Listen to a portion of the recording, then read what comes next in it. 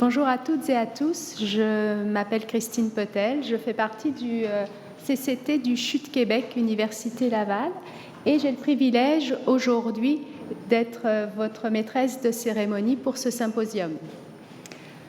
Alors le ministère de la Santé et des Services sociaux, ainsi que vos 4 centres de coordination de la télésanté, sont très heureux de vous voir tous réunis ici aujourd'hui.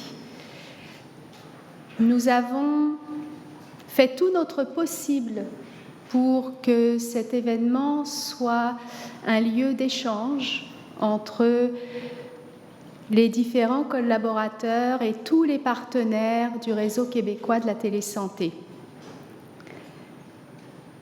C'est aussi l'opportunité de mettre en valeur vos projets, vos initiatives, vos réalisations. Et puis, bien sûr, ce symposium, c'est une activité de visibilité, de rayonnement et de promotion de la télésanté. Mais je suis certaine que notre prochaine invité va savoir mieux vous exprimer tout cela. En effet, nous sommes fiers d'accueillir aujourd'hui Madame Elisabeth Harpin, directrice générale adjointe des affaires professionnelles et de la santé numérique et directrice nationale des soins infirmiers à la Direction générale des affaires universitaires, médicales, infirmières et pharmaceutiques. C'est un honneur que Madame Harpin ait accepté d'être présente aujourd'hui à ce symposium sur la télésanté. Madame Harpin est bien entendu très au fait des enjeux actuels du réseau de la santé et plus particulièrement de ce que la télésanté peut apporter au réseau. Alors, je vais vous demander d'accueillir chaleureusement Madame Elisabeth Harpin.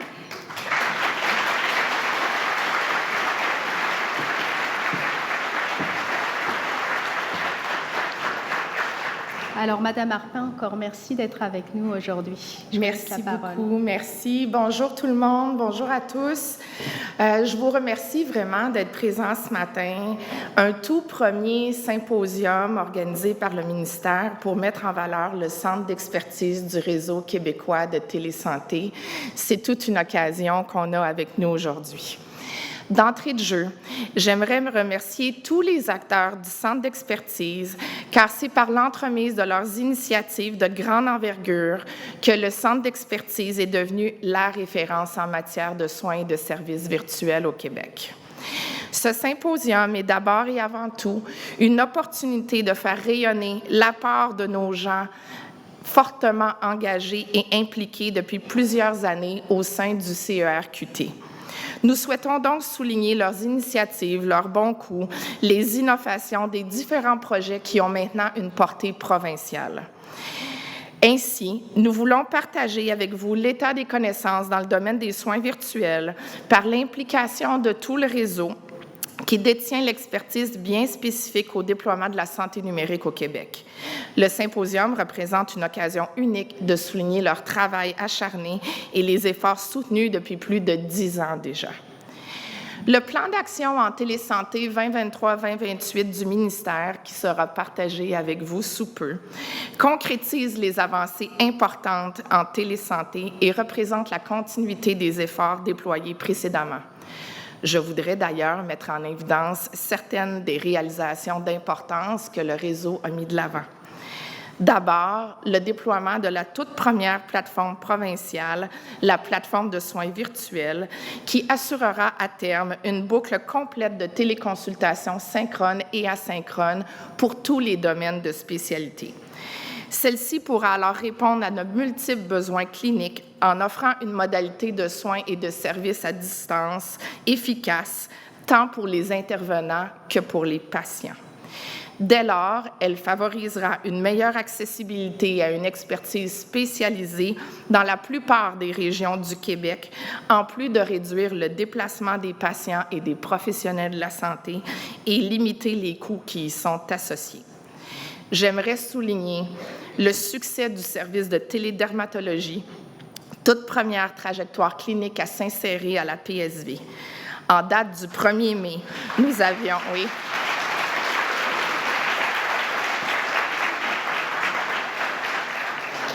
en date du 1er mai, le service de télédermatologie avait atteint plus de 14 600 demandes de services transmises, et ce, au plus grand bénéfice de nos patients. La télédermatologie permet l'envoi de données cliniques et de photos à travers la PSV pour une évaluation et un plan de diagnostic complètement asynchrone. Sachez que dans près de 80% des cas, le diagnostic et le plan de traitement est complet et ne nécessite aucun rendez-vous en présence entre le patient et le spécialiste. Je tiens donc personnellement à remercier nos partenaires, soit plus de 2000 médecins de famille et 60 dermatologues, ainsi que tous les gens impliqués dans les différents CRDS qui ont permis de faire de cette initiative un succès. Par ailleurs, au-delà de la mise en œuvre des trajectoires cliniques et de l'accompagnement, le Centre d'expertise travaille à tous les jours en amont et en aval de la transformation numérique. Sa mission, être la référence en matière de soins virtuels et soutenir la transformation numérique du réseau en réponse aux besoins toujours évolutifs des professionnels et de la population. D'ailleurs, sur le plan législatif, plusieurs avancées ont permis de mieux encadrer les activités de soins à distance. Pensons entre autres au règlement modifiant le règlement d'application de la loi sur l'assurance maladie qui permet maintenant l'assurabilité des soins et des services à distance. C'est donc avec grand enthousiasme que je vous accueille tous aujourd'hui pour tenir ce tout premier symposium et afin de souligner encore davantage tout le travail accompli pour rendre disponibles les soins virtuels efficaces, pertinents et sécuritaires. J'ai donc le plaisir de céder la parole à Monsieur le ministre Christian Dubé, qui désirait s'adresser à tous ce matin à distance par l'entreprise de ce vidéo. Bonjour. La pandémie a permis à la télésanté d'occuper une plus grande place dans la vie des Québécois et Québécoises. Au cours des dernières années, la télésanté a prouvé qu'elle met une solution novatrice à plusieurs défis auxquels nous faisons face, permettant d'améliorer l'accès aux soins, aux services de santé partout au Québec. Cette première édition du Symposium sur la télésanté rassemble des acteurs clés du réseau. Le symposium met en lumière vos contributions, vos réalisations et les différentes opportunités offertes par la télésanté. Les patients et le personnel du réseau voient maintenant tous les avantages que les technologies de l'information présentent. L'intégration de cette modalité au continuum de soins et de services de santé fait partie des beaux succès que nous avons connus et comme vous tous, j'y crois beaucoup. Nous devons moderniser notre réseau et en faciliter l'accès. Ça fait partie des engagements que nous avons pris dans le plan santé. Il est clair que la télésanté fait partie des solutions à mettre en place et à continuer. Tous ensemble, continuons à innover, à collaborer et à partager nos connaissances et nos expériences. Continuons aussi à travailler pour améliorer l'accessibilité aux soins pour la population. Et je vous remercie de prendre le temps aujourd'hui de discuter et d'échanger sur les nouvelles approches visant à mieux suivre et prendre en charge la santé des personnes. Ensemble, guidés par les soins et unis par la technologie, nous pouvons réaliser notre vision d'un système de santé accessible et efficace pour tous. Merci aussi au Centre d'expertise du Réseau québécois de la télésanté de soutenir la transformation numérique du réseau de la santé. Et merci aux équipes du ministère pour la présentation de ce symposium, au Centre de coordination de télésanté pour l'organisation de cet événement. Nous faisons de grandes avancées dans le domaine des soins virtuels. Chacun d'entre vous contribue aux efforts et j'en suis très reconnaissant. Bon symposium et rendez-vous à la prochaine.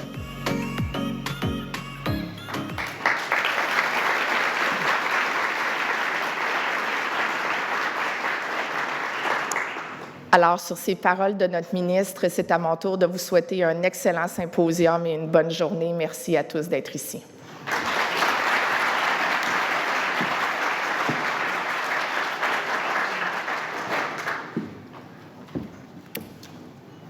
Alors, merci à Madame Harpin pour ses propos chaleureux et puis également à Monsieur le ministre Christian Dubé d'avoir pris la peine de nous adresser cette capsule vidéo. Alors, je pense qu'on peut se permettre, on est encore assez en forme pour les applaudir chaleureusement une nouvelle fois.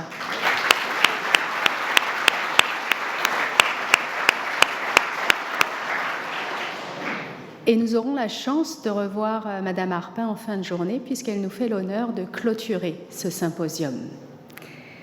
Alors, je vais changer un petit peu de sujet.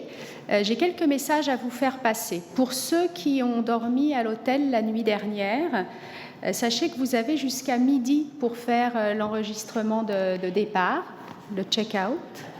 Et puis, il y a une salle qui est dédiée aux bagages, etc., qui est fermée, dans laquelle vous pouvez mettre vos bagages si vous le souhaitez. Autre chose, il y a des stations mobiles pour recharger vos appareils, etc., qui sont à votre disposition. Si vous en avez besoin, n'hésitez pas à demander à nos organisateurs, ils vont pouvoir vous orienter. Je vais revenir dans le vif du sujet, à savoir la télésanté. Bon. Écoutez, on a ici 12 kiosques. 12 kiosques qui vont vous faire voyager, qui vont vous faire découvrir tous des informations différentes. Donc, n'hésitez pas à aller les voir, à poser vos questions, à échanger. Toutes les personnes qui les tiennent se feront un plaisir de vous expliquer, de vous répondre, etc. Et sachez qu'il y a un concours qui est organisé.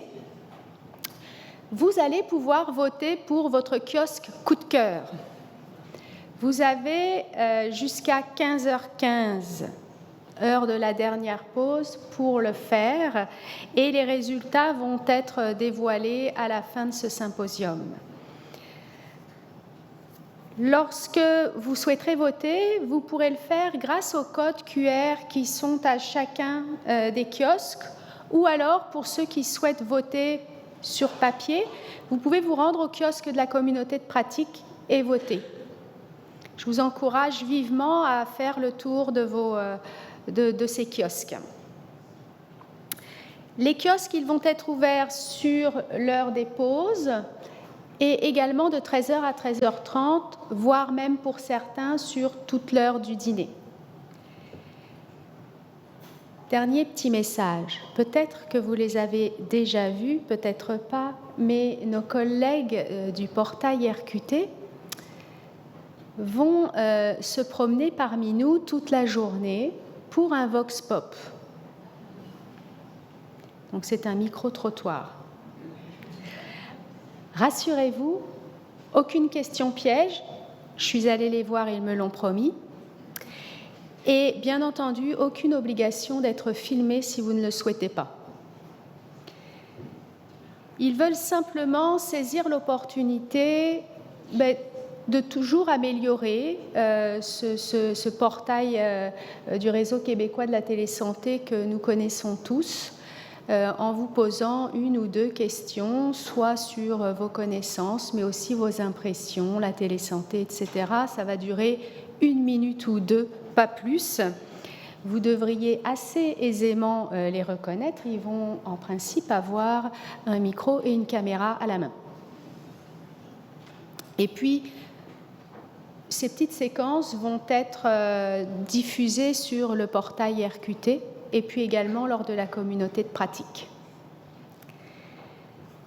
Alors, je crois que pour le moment, c'est à peu près tout pour les messages. Je ne sais pas si je peux me promener ou je dois... Non. Bon, d'accord. Alors, avant la première conférence, je vais vous proposer une activité, une courte activité qui va faire en sorte que vous n'aurez plus seulement à m'écouter, Je vous invite tous à participer à un petit intermède ludique.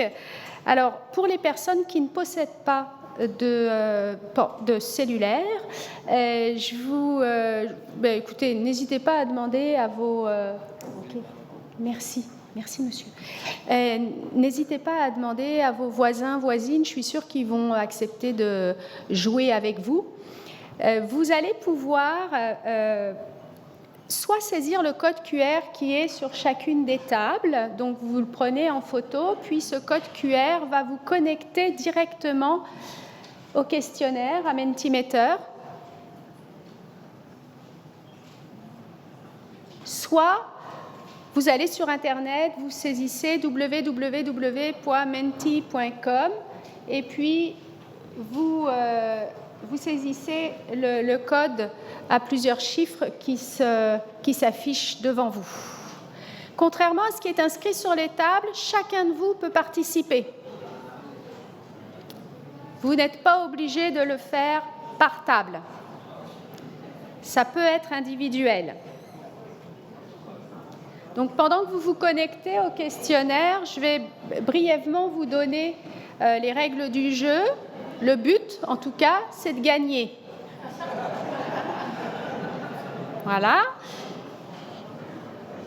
Ensuite, vous allez avoir quelques questions, 5 pour être plus précise. Pour chacune des questions, vous allez avoir un choix multiple de réponses. Il s'agit de choisir la bonne réponse et dans un temps limité. Vous avez 15 secondes pour répondre, mais sachez que plus vous répondez vite, juste évidemment, et plus vous avez de points. Donc la bonne réponse est importante, mais le temps que vous mettez à répondre l'est tout autant.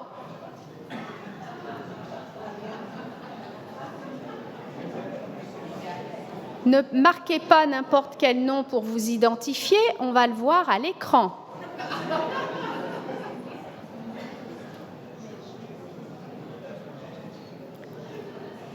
Est-ce que c'est bon pour tout le monde? Vous êtes connectés? Alors on y va. Est-ce qu'on m'entend là? Oui. La première question, comme il est tôt ce matin, la première question, c'est une question d'entraînement, juste pour savoir si vous maîtrisez votre cellulaire. Elle ne va pas compter dans la compétition rude. On y va? Bien, c'est parti.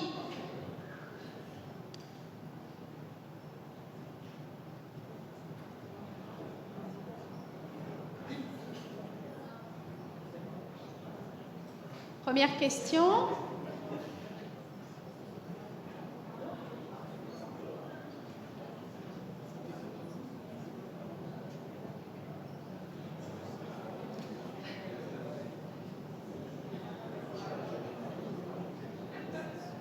Alors, on a plein de petits dessins très sympathiques.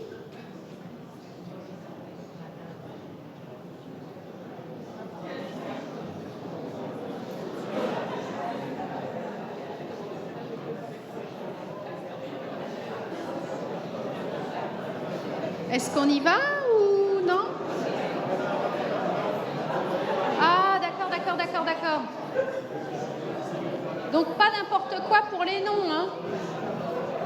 Si vous gagnez, vous allez le regretter.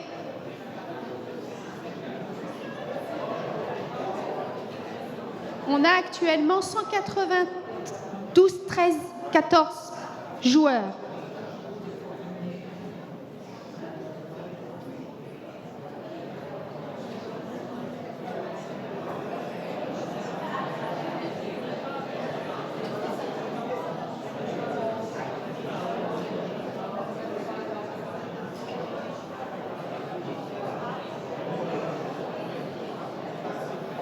Alors, ah ben non, mais il n'y a même pas de... Attendez, c'est une vraie question. Je suis désolée, là je le vois. C'est une vraie question. Vous n'avez pas de questions pour vous entraîner. Vous êtes suffisamment bon. Voilà.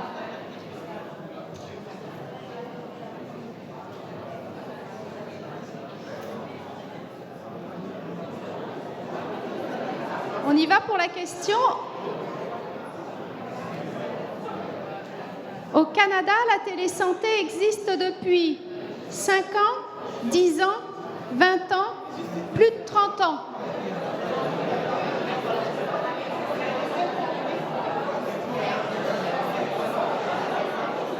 Ça fonctionne pas? Non?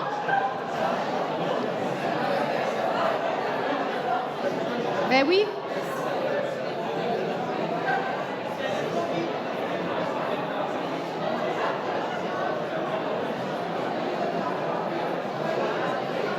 Moi, je pense que Mentimeter sait que vous êtes bon.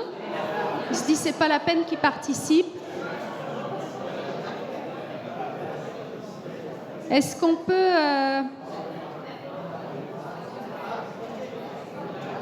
Donc, il y a une personne qui a participé.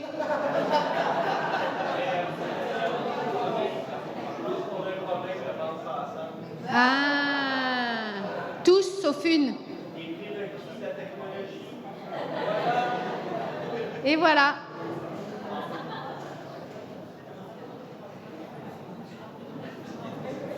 Donc là, pour le moment, je vous annonce que c'est Mel qui gagne. On va pouvoir passer à la deuxième question, si elle veut bien fonctionner, et puis si vous pouvez y répondre.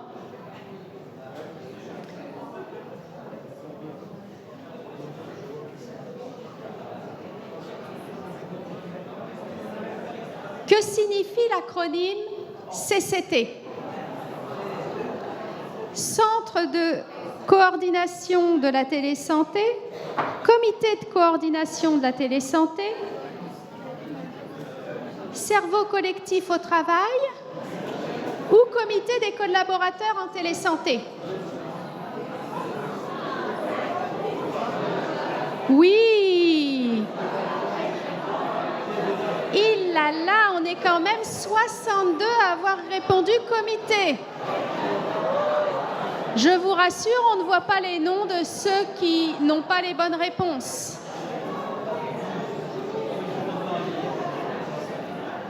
Alors, oh! Pour le moment, c'est Karl, mais il est suivi de très près par Emmanuel et par Marie.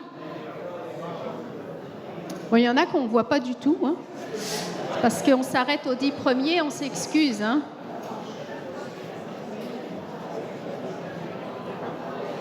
Alors, prochaine question.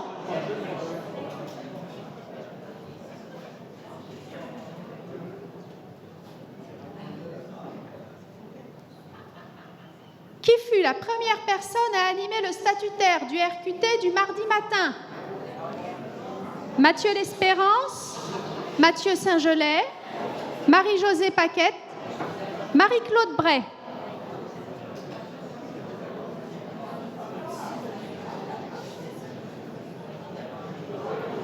Oui! On sait qu'il y en a qui sont là depuis longtemps maintenant. Oui, il s'agit bien de Madame Marie-Josée Paquette. Les scores. Ouh là là, il y a une remontée de Marie. Ah, et beau gosse. Je vous l'avais dit de faire attention, hein.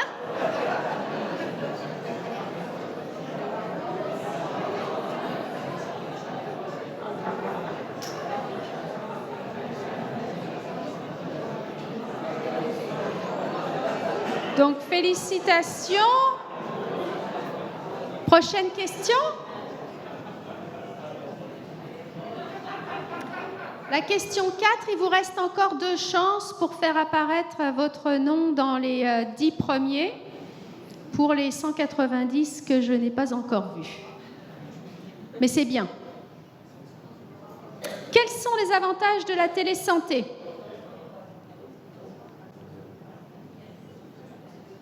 Lisez bien.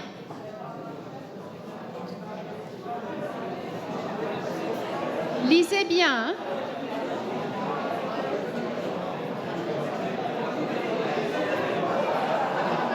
Oui, il fallait lire le « et bien plus encore ». Eh oui, Mathieu.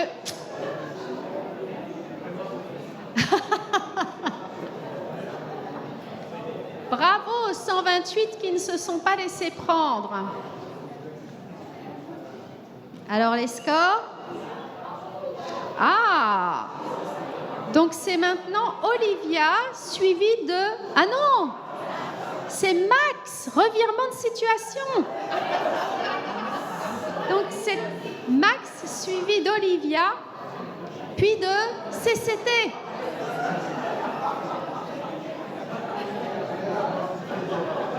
Alors, dernière question. Il faut aller vite et répondre correctement. On a été très sympathique pour cette dernière question. Oups.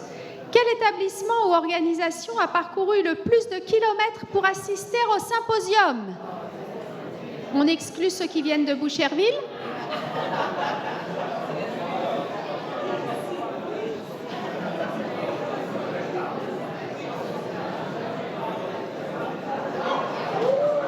Oui, il s'agit du centre de santé de Tulatavik de Lungava.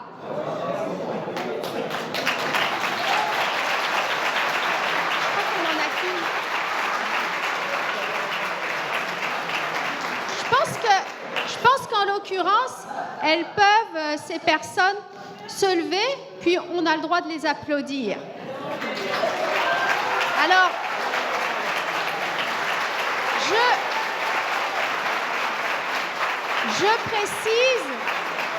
je précise que ce sont des représentantes et qu'elles n'ont pas vraiment ramé jusqu'à nous. Bon, écoutez, bravo, d'abord, félicitations aux perdants aussi.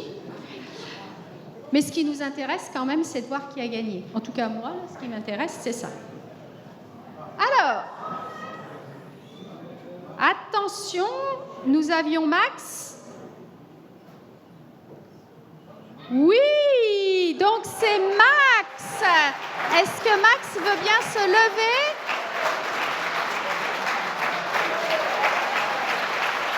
Bravo Max.